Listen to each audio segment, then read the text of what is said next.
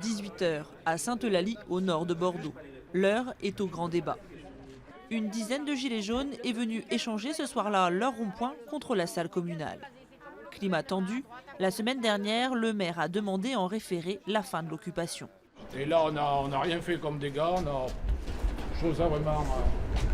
moi, personnellement, je le déplore. Depuis le lancement du mouvement le 17 novembre dernier, le rond-point du centre commercial de Sainte-Eulalie était devenu le fer de lance du combat des Gilets jaunes dans toute la région. Le maire, qui les soutenait pourtant dans leurs revendications, a décidé de réagir il y a quelques jours. La zone commerciale est en danger. On a le droit de manifester, d'éprouver une colère, d'avoir des revendications aussi légitimes qu'elles soient. Mais on ne doit pas oublier qu'il y a aussi d'autres libertés et qu'on doit aussi respecter les autres libertés. Et notamment la liberté de circuler, la liberté de faire du commerce. Les commerces faisaient jusqu'à 75% de chiffre d'affaires en moins. Deux commerces sont même en dépôt de bilan et vont fermer d'ici quelques jours selon la mairie. Mais pour les 80 participants au débat ce soir-là, l'économie locale passe au second plan.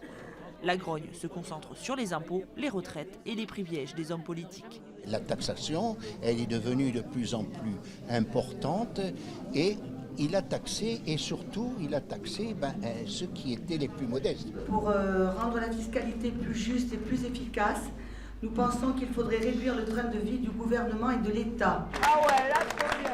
Applaudissements dans la salle, y compris des quelques gilets jaunes présents, pourtant décidés d'écouter sans participer activement à ce qu'ils considèrent comme de l'enfumage. Boycott, ça sert à rien. Ça, franchement, c'est ridicule. C'est pour nous enfermer dans des salles et pour pas qu'on soit dans la rue. C'est tout. Après 2 heures de débat par thématique, les restitutions sont données à l'équipe municipale. Objectif, les faire remonter vers le préfet. Ses habitants ont participé de bon cœur, mais la grande majorité reste sceptique quant à l'issue. Je ne sais pas si je vais dire j'y crois et je vais répondre par j'espère. En un clic, on ne peut pas tout remettre en question non plus. Mais j'espère pour M. Macron que oui, il va nous apporter des solutions assez rapides. Mais rien ne va changer, rien. Mais vous croyez, vous, que ça va changer?